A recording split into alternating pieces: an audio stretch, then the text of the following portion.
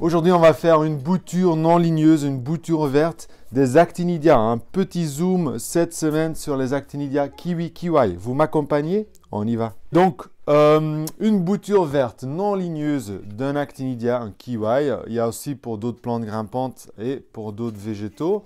On va bouturer la jeune pousse de l'année. Donc, c'est la pousse des 3-4 dernières semaines, si tout va bien. Qu'est-ce qu'on va faire? On va créer un milieu humide et renfermé.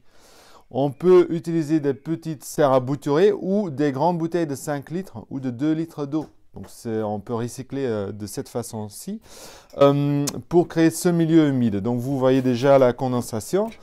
Qu'est-ce qu'il faut? Il faut un terreau stérile qui est adapté au bouturage, absolument, parce que là, l'échec d'une bouture verte est souvent lié à la pourriture.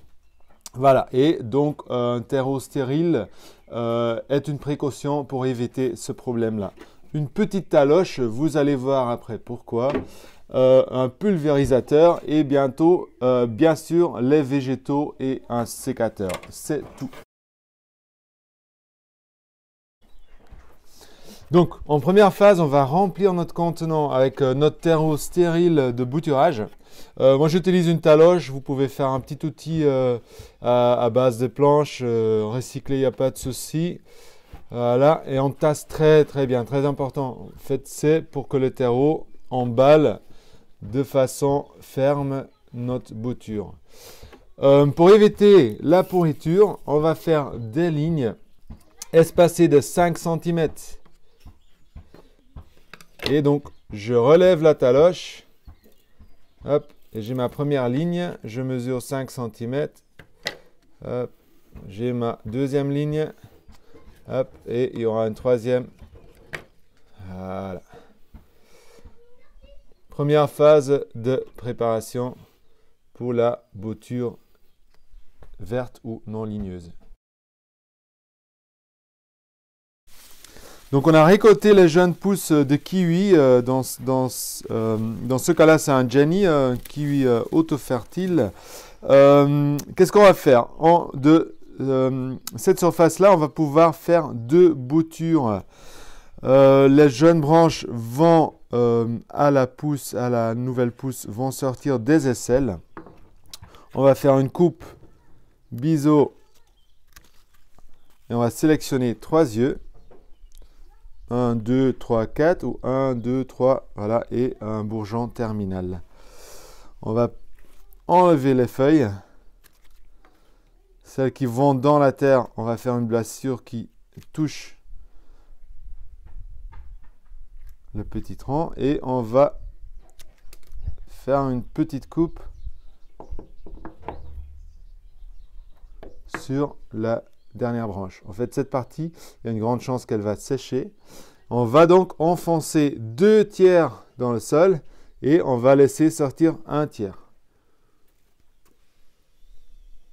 De nouveau, en respectant bien un espacement de 5 cm et on pousse sur les côtés. On a fait notre première bouture verte.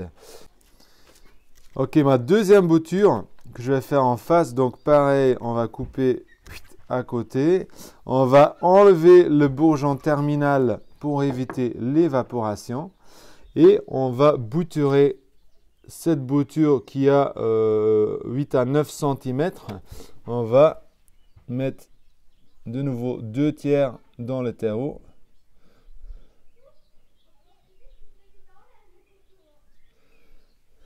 Et on laisse sortir 1 tiers. Et on les met en quinconce. Vous allez voir après, on va vous montrer une image d'une bouture à l'étouffée réussite. Ça devient très très dense. Comme le kiwi, il a des grandes feuilles. Ça, c'est vraiment le minimum d'espacement. Je vous conseille même d'écarter sur 10 cm si c'est votre premier essai. Ok, donc nous avons pu faire 11 boutures vertes non ligneuses dans cette petite serre. Dans une bouteille plastique de 5 litres, ça c'est plus ou moins la même quantité. Un peu moins, on va pouvoir faire un 7 à 8 boutures.